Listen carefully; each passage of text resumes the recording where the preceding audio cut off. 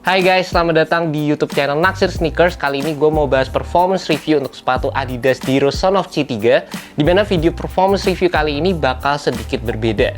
Karena gue udah siapin list pertanyaan yang udah kalian tanyakan ke gue lewat Instagram, dan gue bakal bacain pertanyaan kalian dan gue bakal langsung jawab di sini. Jadi untuk video performance review, gue bakal sesimpel jawabin pertanyaan apa yang bikin kalian penasaran tentang pengalaman gue sewaktu pakai sepatu ini. Langsung aja guys. Yang pertama ada pertanyaan dari Ja Howard, ini sepatu buat outdoor kah? Terus harganya juga sekitaran berapa bang? Terus ada dari Arvan SR, kuat outdoor nggak bang? Jadi cukup banyak orang yang penasaran sama sepatu ini dari sisi kegunaan untuk dipakai di lapangan outdoor gitu, dimana sepatu ini dijual dengan harga Rp1.600.000, dan buat kalian tertarik kalian bisa cek aja langsung di NCR Sport. Dan secara overall sih sepatu ini menurut gue bakal jadi salah satu sepatu yang cocok kalau kalian pengen gunakan di lapangan basket outdoor. Secara pengalaman gue juga, gue pakai sepatu ini udah beberapa kali gue main di lapangan indoor, lapangan outdoor juga. Jujur aja gue lebih nyaman pakai sepatu ini waktu dipakai di lapangan outdoor gitu, dimana secara tractionnya sendiri menurut gue sih implementasinya terbilang cukup tebal, dan sepatu ini bakal jadi salah satu sepatu yang cukup durable untuk digunakan di lapangan basket outdoor. Selain itu juga bagian cushionnya, terlepas sepatu ini menggunakan cushioning bounce yang notabene udah cukup lama ya dari sepatu Adidas menggunakan teknologi seperti ini, tapi secara overall feel-nya menurut gue bounce yang diimplementasikan di sepatu ini juga terbilang cukup oke guys. Jadi buat kalian yang main basket di lapangan outdoor tuh ada dua hal yang perlu kalian perhatikan dari segi durabilitas tractionnya sama dari segi kegunaan cushionnya juga. Cushionnya itu harus dapat memberikan kalian impact protection yang cukup, karena lapangan outdoor itu biasanya lebih keras atau memberikan benturan yang lebih dalam gitu terhadap sendi-sendi kalian dibandingkan dengan kalau kalian pakai sepatu ini di lapangan basket indoor.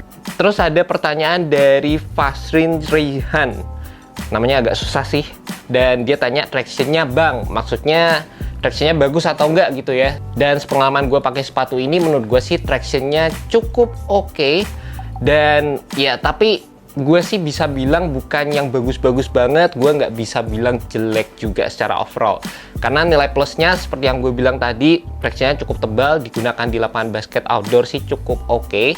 Dan menurut gue sendiri sih waktu gue pakai main di lapangan basket indoor atau lapangan basket outdoor yang cukup berdebu, gue nggak ngedapetin feel traction yang bisa gue bilang cukup optimal guys. Dikarenakan di bagian tengah sepatunya, terutama di bagian forefoot area ini, kalian bisa lihat di sini ada flex groove yang cukup dalam, dan tepat di bagian ini coverage tractionnya itu nggak ada sama sekali. Untungnya bagian-bagian di belakang sama di bagian tengah di atasnya itu masih dapat mengcover pergerakan kalian di lapangan. Tapi kalau kalian bergerak tepat di bagian yang ini, kadang ada rasa selip-selipnya juga tepat di bagian lubangnya ini guys. Jadi itu sensasi yang menurut gue agak kurang begitu oke lah sewaktu gue pakai sepatu ini, tapi untungnya ya bagian lainnya masih bisa mengcover. Next ada lagi pertanyaan dari Alfat HQ77. Ada feel yang aneh banget gak bang waktu dipakai di lapangan? Seperti yang gue bilang tadi, feel yang agak aneh menurut gue ada di bagian flex groove-nya, dimana ini coverage traction-nya kayak berasa lost tepat di bagian ini. Dan selama gue pakai sepatu ini sebenarnya di area heel lockdown-nya, gue ngerasa ada heel slip sedikit juga sewaktu gue pakai gitu guys. Meskipun secara overall dari segi fitting-nya gue ngerasa ini sepatu yang cukup nyaman ya, apalagi waktu secara first impression waktu pertama kali gue pakai itu, gue ngerasa ini sepatu yang asik banget gitu. Secara cushioning-nya oke, terus secara tractionnya tebal, fittingnya untuk area depan sama di bagian tengahnya juga asik banget gitu, seamless gitu build-nya. Tapi ternyata setelah gue pakai sepatu ini beberapa kali, gue ngerasa ada sedikit heel slip yang gue rasain di bagian belakang sepatunya. Secara overall sih masih nggak yang parah-parah banget, cuma ya ada sedikit yang menurut gue bisa diimprove lagi oleh Adidas di sepatu ini. Next pertanyaan dari Giorgio Anderson 12, dengan harga yang sama ada yang lebih baik nggak? Dengan harga yang sama ada yang lebih baik. Kalau menurut gue dihadapkan dengan pertanyaan seperti ini ya pasti ada-ada aja lah. Kembali lagi tergantung dari preferensi kalian masing-masing. Kalian tuh suka sepatu yang seperti apa, dimana sepatu ini tuh menawarkan dari segi build-nya yang terbilang cukup stabil juga, area depannya lebar, terus tractionnya cukup durable untuk digunakan di lapangan outdoor. Nah buat kalian mungkin yang mencari sepatu basket yang kalian mainnya di lapangan indoor terus, untuk harga 1,6 kalian bakal ngelirik ke sepatu basket yang yang lain gitu. Atau mungkin buat kalian yang mencari sepatu basket dengan tipe yang cushioningnya itu mungkin lebih plus lagi, kalian pasti akan ngelirik ke sepatu basket yang lain. Jadi sepatu basket itu ada spesifikasinya, ditentukan dengan tipikal permainan kalian juga, dan itu akan menjadi salah satu aspek yang bisa kalian perhatikan banget untuk menentukan sepatu basket yang cocok buat kalian guys. Ini juga ada pertanyaan dari Guragram, ankle-nya nggak bahaya kak? Nah, ini juga jadi salah satu isu yang sering banget diperdebatkan di ranah anak-anak basket, dimana sepatu basket yang build-nya low cut seperti ini bahaya dari sisi ankle support-nya. Sebenarnya tuh enggak sama sekali guys. Yang penting adalah kalian dapat sepatu yang fittingnya itu oke, one to one, dimana untuk sepatu ini juga menurut gue sih fittingnya true to size, atau kalau amannya sendiri kalian sih bisa cobain dulu ke toko, mungkin turun setengah size menurut gue juga masih bakal aman banget di sepatu ini. Buat kalian punya kaki lebar, kalian bisa beli true to size juga karena build-nya terbilang cukup lebar di area samping. Cuma buat gue sendiri seperti yang gue bilang tadi guys, di area depan, di area tengahnya aman, tapi di bagian belakang di situ masih ada heel slip sedikit. Dimana untuk sepatu basket biasanya tuh gue lebih prefer yang fittingnya bener-bener one to one dan tight secara overall. Di sepatu ini cuma kalau kita ngomongin dari segi ankle support, ada beberapa fitur yang cukup membantu dari sisi itunya, dimana kalian akan mendapatkan base yang terbilang cukup lebar, flat juga di area depan. Jadi ini menambahkan kestabilan sewaktu kalian menggunakan sepatu ini. Di area sampingnya di sini kalian juga bisa ngelihat ada sejenis outrigger yang lumayan seamless secara overall build-nya, dan ada bagian-bagian rubber yang menonjol di area samping untuk memberikan kalian lateral containment juga. Jadi sewaktu kalian melakukan crossover, kaki kalian itu nggak overlap dan kaki kalian tuh tetap berada pada posisi yang seharusnya. Itu juga salah satu fitur yang mencegah kaki kalian dari terkena cedera ankle guys.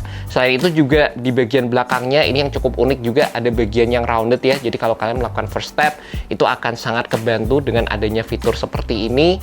Dan secara overall sih fitur-fitur support dasar seperti heel counter, bagian tengahnya juga lumayan rigid, ini akan sangat membantu dalam memberikan kalian ankle support waktu menggunakan sepatu ini juga.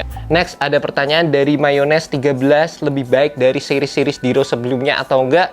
Dan jujur aja untuk pertanyaan kali ini gue sih nggak terlalu sering untuk nyobain sepatunya Diro, karena seperti yang kalian tahu, setelah beberapa tahun ini gue nge-review sepatunya Diros itu udah nggak terlalu bener-bener dieksplor lah sama Adidas. Untuk sepatunya Son of Chi aja ini merupakan sepatu budget sebenarnya dan bukan seri signaturenya Diros. Tapi untuk sepatunya kali ini sebenarnya yang bikin gue tertarik banget adalah dari segi looksnya yang memang menurut gue sih secara overall bagus.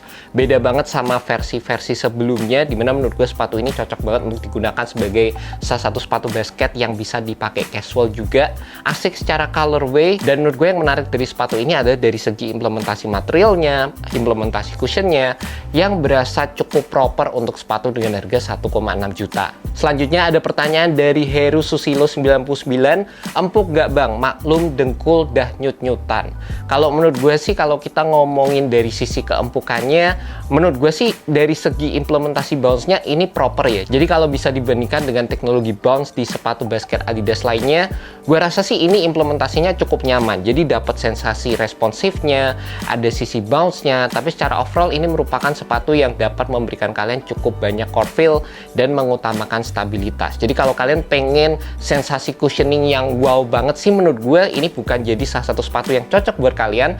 Tapi kalau kalian pengen sensasi yang cukup balance antara core feel dan juga cushioning yang berasa cukup oke, ini bakal jadi salah satu sepatu yang cocok. Itu sih kembali lagi dari preference kalian masing-masing. Kalau buat gue sendiri, jujur aja gue cukup suka sama implementasi teknologi bounce yang ada di sepatu ini. Berasa nyaman guys. Last but not least ada pertanyaan dari Summit 2009, sepatu ini berat atau enggak? Di sini gue udah siapin timbangan dan kita bakal cek langsung beratnya. So untuk satu sepatu ini beratnya ada di 428 gram, which is ini kalau gue bisa bilang sih termasuk berat yang standar. Kisaran antara 400 sampai 500 gram itu gue bisa bilang ya normal aja guys. Di atas 500 berat, di bawah 400 bakal jadi sepatu basket yang ringan. And that's about it guys, performance review untuk sepatu Adidas Diro Son of Chi 3. By the way, gue pengen say thank you juga untuk NCR Sport yang udah ngirimin gue sepatu ini, appreciated banget. Dan buat kalian tertarik sama sepatu ini, kalian bisa cek aja langsung di NCR Sport. Sepatu ini dijual dengan harga 1.600.000 dan gue udah masukkan link di bawah, jadi kalian bisa klik dan langsung menuju ke website dari NCR Sport. Thank you so much buat kalian udah nonton video kali ini. Gue juga penasaran tentang performance review Q&A yang gue bikin. Apakah kalian suka atau enggak? Kalian bisa tulis aja langsung di kolom komentar bagian bawah. Alright guys, semoga video ini bisa membantu kalian dalam menemukan sepatu basket yang cocok untuk kalian. Peace!